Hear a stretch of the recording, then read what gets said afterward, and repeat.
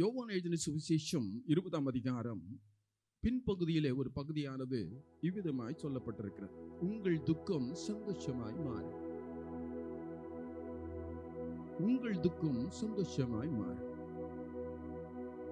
தேவ மக்களாகிய உங்களை இந்த புதிய மாதத்தினுடைய துவக்க நாளில் தேவ வசனத்தின் மூலமாக சந்திப்பதை நான் மிகவும் மகிழ்கிறேன். கர்த்ததாமே தம்முடைய இந்த வசனத்தின் மூலமாக உங்களை அவர் சந்தித்து உங்களுடைய தேவைகளை தந்து அவர் மகிழ்ச்சியினால் நடத்துவாராக. இன்றைக்குரிய ஒரு தலைப்பு என்னவென்றால், உங்கள் ஏமாற்றத்தை மகிழ்ச்சியாய் மாற்றுவார். உங்களுடைய ஏமாற்றம்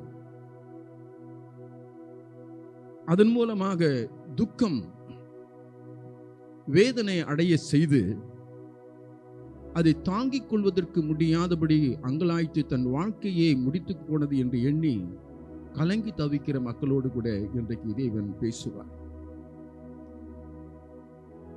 இந்த வசனத்தின் மூலமாக உங்களை சந்தித்து தேவன் இதற்குரியதான வழிமுறைகளை சொல்லி உங்கள் ஏமாற்றத்தை தேவன் மகிழ்ச்சியாய் மாற்றும்படியாக இந்த காலவெளியில் தேவன் இந்த வசனத்தை உங்கள் முன்பதாக அவர் வைத்திருக்கிறார். கண்களை மூடும்.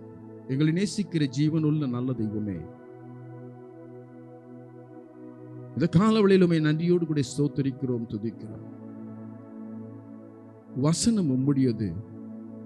இந்த வார்த்தைகள் மூலமாக அந்த மக்களுக்கு சொல்ல வேண்டியதான வார்த்தையை கர்த்தாவே வெளிப்படுத்தி அவள் ஏமாற்றத்தை மாற்றி துக்கத்தாலும் வேதனையாலும் மன கவலையாலும் சோர்வினாலும் சோர்ந்திருக்கிறதானது மக்களை மகிழ்ச்சியாய் நீர் மாற்றி நீர் தேவன் என்பதை அறிந்து கொள்ளத்தக்கதாக அவள் வாழ்க்கையிலே அற்புதத்தையும் அதிசயத்தையும் செய்வராக. இதை கேட்கிற ஒவ்வொருவரும் ஆண்டவரை உணர்ந்து தேவன் என் ஏமாற்றத்தை மகிழ்ச்சியாய் மாற்றுவார் என்ற விசுவாசத்தோடு ஒரு வசனத்தை இருதயத்திலே பதித்து வைத்துக் கொண்டு நம்பிக்கையோடு கூட நாம் எதிர்பார்க்கத்தக்கதாகும் கிருபை செய்வராக. ஒவ்வொருவர் மேலும் ஒரு கிருபை இருக்கட்டும். இயேசுவின் இனி நாமத்தில் பிதாவே. அன்பான தேவனுடைய வார்த்தையை எவர்கள் விசுவாசிக்கிறார்களோ அவர்கள் மாத்திரமே உயிர்த்தெழுந்த இயேசுவின் மகிமையின் மூலமாக தங்களுக்கு ஏற்பட்ட தோல்வியின் ஏமாற்றம் இவற்றை வெற்றியாய் மாற்றிக்கொள்ள முடியும். வேதத்தில் காணப்படுகிற அநேக தெய்வ மக்கள் தங்கள் ஏமாற்றத்தை மகிழ்ச்சியாய் மாற்றிக் கொண்டவர்கள் உண்டு. அவற்றில் வேதத்தில் சிலரை நாம் காணப்போகிறோம். அதற்கு முன்பதாக ஒரு கேள்வியோடு கூட இந்த செய்தியை கொண்டு வருகிறேன். ஏன் ஏமாற்றம் தேவனுடைய மக்கள் அடைகிறார்கள்? ஏன் அவருடைய செய்கையில் ஏமாற்றம் ஏற்படுகிறது என்பதை நாம் அறிந்து புரிந்து கொண்டால் இந்த வசனத்தின் மூலமாக நாம் சரிப்படுத்தி நம்முடைய ஏமாற்றத்தை மாற்றிக்கொள்ள முடியும். பாருங்கள், யோவான் எழுதின சுவிசேஷம் 21ஆம் அதிகாரம் 3ஆம் வசனத்தில் ஒரு வார்த்தை இருக்கிறது. அந்த வசனத்தில் இவை குறிக்கப்பட்டிருக்கிறது. அந்த ராத்திரியிலே அவர்கள் ஒன்றும் பிடிக்கவில்லை. அந்த ராத்திரியில் ஒன்றும் அவர்கள் பிடிக்கவில்லை. இவர்கள் யார்? அந்த நாட்களில் இயேசுவை நம்பின சீஷர்கள். இந்த பேதுரு நிம்மதியை இழந்து போனார். காரணம், தான் நம்பி வந்த எஜமானனாகிய இயேசு மரணம் அடைந்து விட்டார். இனி தன்னால் ஒன்றும் செய்ய இயலாது என்பதையும், தான் எடுத்த முயற்சி பிரயாசங்கள் மாத்திரமல்ல, இயேசு 3.5 ஆண்டு காலங்கள் போதித்து வந்த செய்திகள் யாவும் கனவாய் போயிட்டு ஆகவருடைய துக்கம் கண்களிலே கண்ணீர் தழும்ப செய்தது. இனி என்ன செய்ய முடியும் என்ற நிலைக்கு அவர் வந்தார்.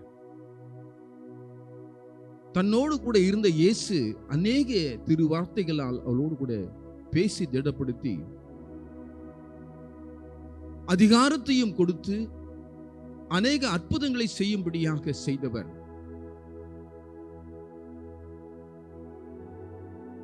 அப்படிப்பட்டதான பேதுரு கண் கலங்கி நிற்கிற காரணம் ஒன்றும் அவர்கள் பிடிக்கவில்லை.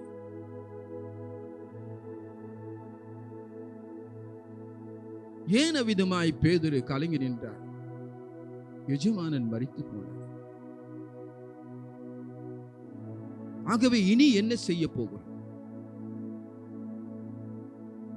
இயேசு நடத்தி வந்த பாதைகள் எல்லாம் நினைத்து பார்த்தார். இனி நம்மை நடத்துகிறவர் யார்? இல்லை. இயேசு மரித்து விட்டார் என்று நம்புவதற்கு இடமில்லாதபடி நான் இருந்தேன். ஆனால் இப்போது அது உண்மை, இயேசு மரித்து விட்டார் என்று ஒரு நினைவுக்கு அவருக்கு. ஆகவே இனி வரும் காலங்களிலே நான் என்ன செய்ய வேண்டும்? எப்படி இருக்க வேண்டும்? எதை செய்தால் ஜீவிக்க முடியும் என்பதை யோசித்தார். சுயமாய் ஒரு முடிவை எடுத்தார். யார் இவர்? தேவனோடு கூட இருந்தவர், தேவ வசனத்தை கேட்டவர், தேவனால் அழைக்கப்பட்டவர், தேவனால் பயன்படுத்தப்பட்டவர். இன்றைக்கு நாமும் தேவனால் அழைக்கப்பட்டவர்கள் தான், தேவனுடைய வார்த்தைகளை கேட்டவர்கள் தான். நம்முடைய வாழ்க்கையிலும் கூட இப்படிப்பட்ட ஒரு சூழ்நிலை வருகிற பொழுது பேதுருவை போல் சுயமாக ஒரு முடிவை எடுத்து விடுவோம். ஆகவே தன் அருகில் இருந்த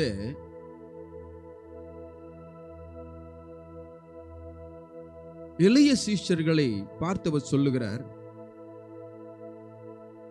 தோமாவை பார்த்தார், நாத்தான்வேலை பார்த்தார், யோவான், யாக்கோபு என்ற சீஷர்களோடு கூட இருந்த மற்ற 2 பேரையும் பார்த்து அவர் சொன்னார், இனி நான் என்ன செய்ய வேண்டும் என்பதை நான் முடிவெடுத்திருக்கிறேன். நான் மீண்டும் மீன் பிடிக்க போகிறேன். நான் கடலுக்கு மீண்டும் மீன் பிடிக்க போகிறேன் என்ற பொழுது மூத்த சீஷன் சொல்லுகிற அந்த வார்த்தையை இளைய சீஷர்கள் கேட்டவுடனே அவர்கள் சொல்லுகிறார்கள், மூத்தவர் எடுத்த முடிவு சரியான முடிவுதான்.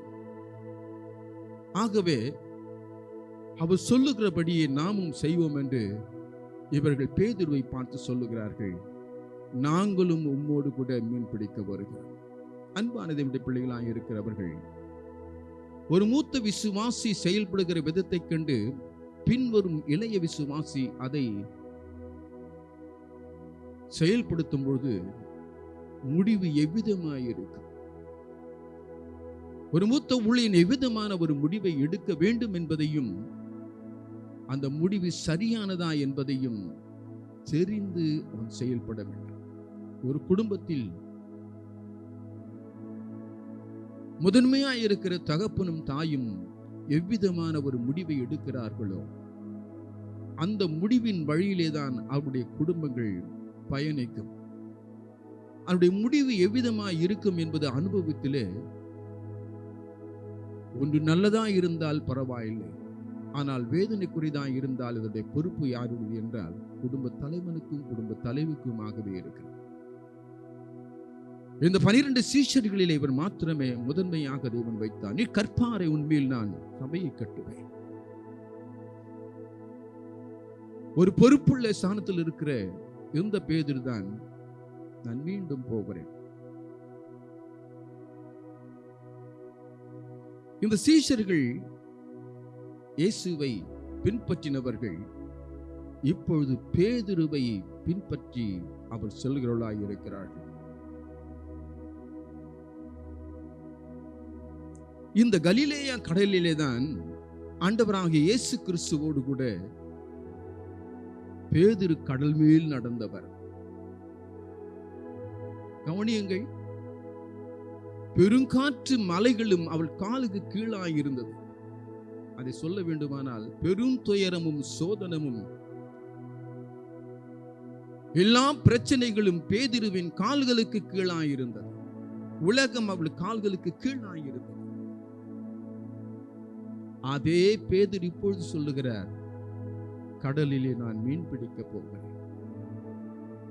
தேவனின் வல்லமையான வார்த்தைகளை கேட்டு அதன்படி செய்து ஆண்டவரிடத்திலே சொல்லும் போது பிசாசுகள் எங்களுக்கு கீழ்ப்படுகிறது என்று சொன்ன பொழுது ஆண்டவர் சொன்னார், இயேசு மின்னலை போல் அவன் விழுவதை கண்டேன் என்று சொன்னார்.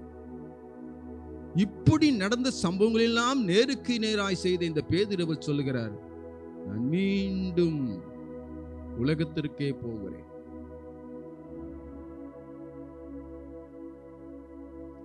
உலக செல்வத்தை சேர்க்கவும் தனது சொந்த விருப்பத்தை நிறைவேற்றுமே அவர் பின்னிட்டு போகிறதை பார்க்கிறோம். பிறகு அவளுக்கு என்ன நடந்தது? இந்த சீஷர்கள் பேதுருவை பின்பற்றி பேதுருவோடு கூட கடலில் நடந்த அந்த இரவெல்லாம் அவர்கள் மீன்பிடிக்கப்பட்ட பிரயாசங்களும் நேரங்களும் கஷ்டங்களும், அந்த முடிவில் தான் இந்த வார்த்தை வருகிறது, அவர்கள் ஒன்றும் பிடிக்கவில்லை.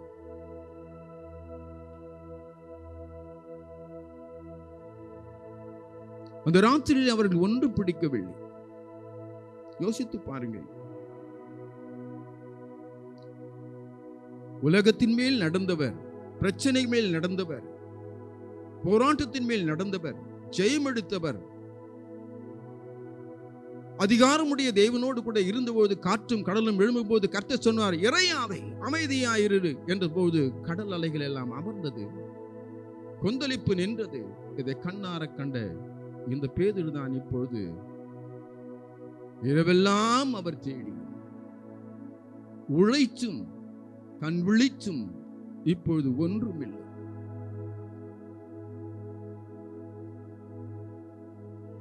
ஒன்றை நாம் தெரிந்து கொள்வோம், கர்த்தருடைய பிரசன்னம் இல்லாமல் தன் சுயமாய் செய்கிறவர்கள் ஏமாற்றம் தான் முடியும். அவருடைய வாழ்க்கையில ஏமாற்றங்கள் தான் முடிவாய் வரும் பொழுது அவர்கள் பட்ட பிரயாசங்கள், நேரங்கள், பாடுகள் எல்லாம் வீண். எப்போது நீங்கள் நிதானித்து பாருங்கள், உங்கள் ஏமாற்றத்திற்கான காரணம் என்ன?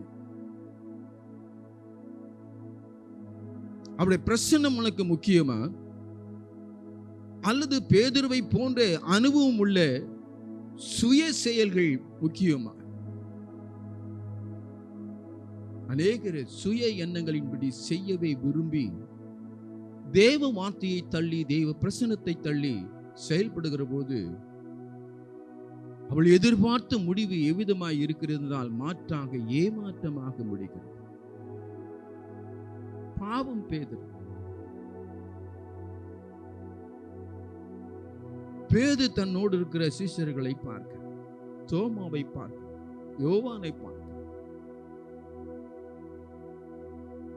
இந்த மற்ற சீஷர்கள் முகத்தை பார்க்கிற பொழுது அவள் முகங்கள் களை இழந்து ஏமாற்றத்தினுடைய சாயல், துக்கம் நிறைந்தவளாக நிற்கிறதை பேதுரு மாத்திரம் ஏமாறவில்லை, பின்பற்றி வந்த சீஷர்களும் ஏமாற்றத்தை அடைந்தவளாயிருக்கிறார். நாம் சுயமா எடுக்கும் எந்த முயற்சியும் தோல்வியையும் ஏமாற்றத்தையும்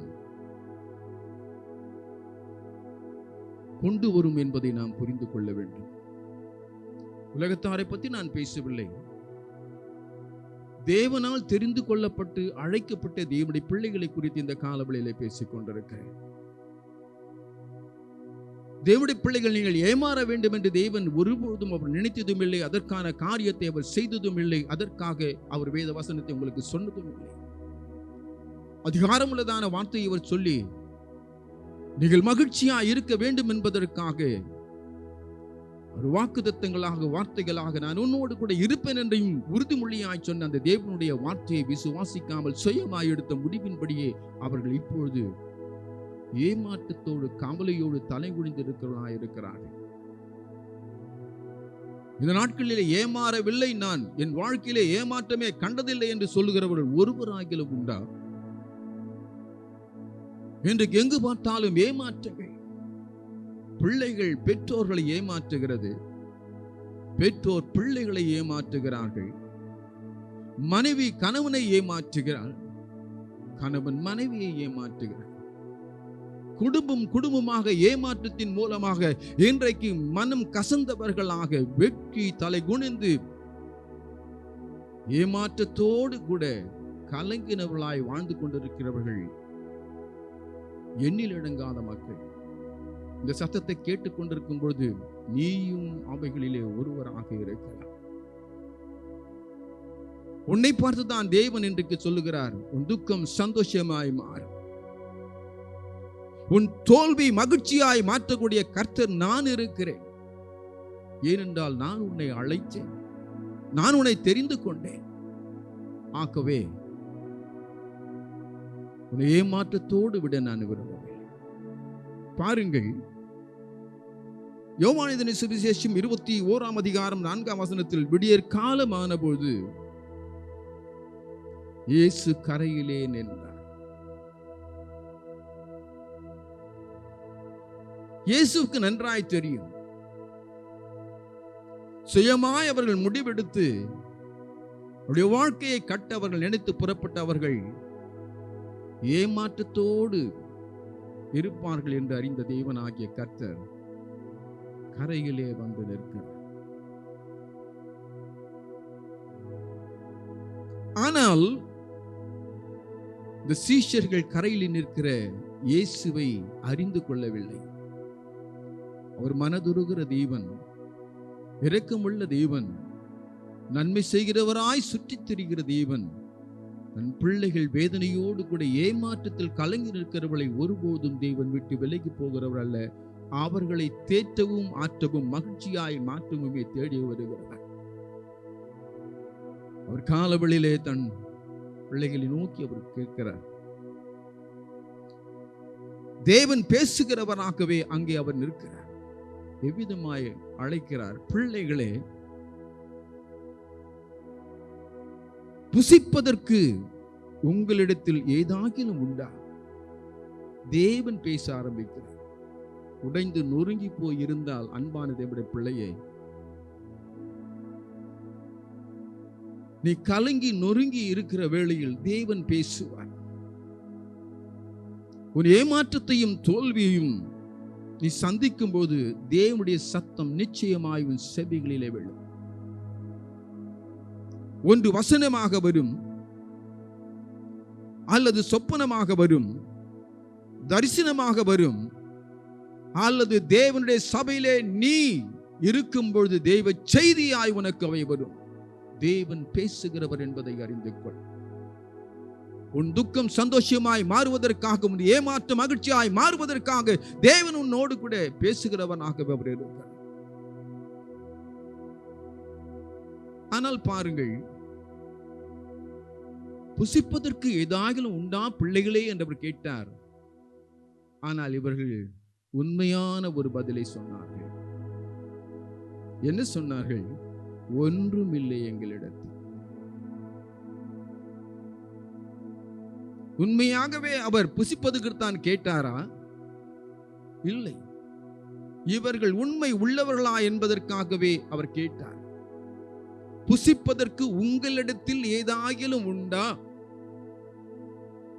உண்மை நிலையை ஆராயக்கூடியதான ஒரு வார்த்தை. தேவன் உன்னோடு கூட பேசுகிற போது உன் உள்ளத்திலே உண்மையான ஒரு வார்த்தை வருகிறதா என்பதை அவர் அறிகிறார்.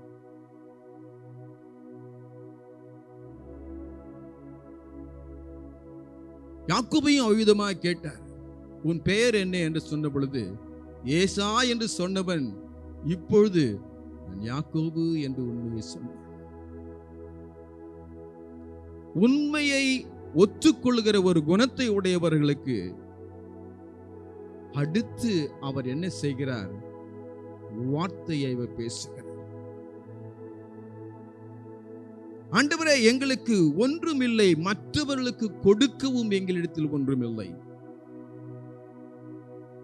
ஒன்றுமில்லாத நிலையிலே நாங்கள் எங்களுக்கு ஏமாற்றம் தான் இருக்கிறது. மகிழ்ச்சி இல்லை, சந்தோஷம் இல்லை, சமாதானம் இல்லை. எதிர்காலம் எவ்விதமாய் இருக்கும் என்கிறதான நிலையிலே பயம் தான். எந்த விசுவாசி உண்மை உள்ளவளாய் இருக்கிறார்களோ அவளை தேவன் ஆசீர்வதிக்கிறவராகவே இருக்கு. அறிந்து கொண்டார்,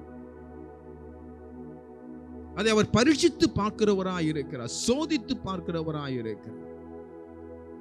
இஸ்ரவேல் மக்களை சோதித்து பார்த்தவர், தேவனால் அழைக்கப்பட்டையும் தெரிந்து கொள்ளப்பட்ட உன்னை அழைத்த தேவனாகிய கர்த்தர் உன்னுடைய உண்மை அவர் நிச்சயமாய் சோதித்து பார்ப்பார். பாருங்கள், இந்த சோதனை கூட ஒரு நல்ல ஆலோசனையை அவர் உண்மையாயிருந்தால் அவர் கொடுப்பார்.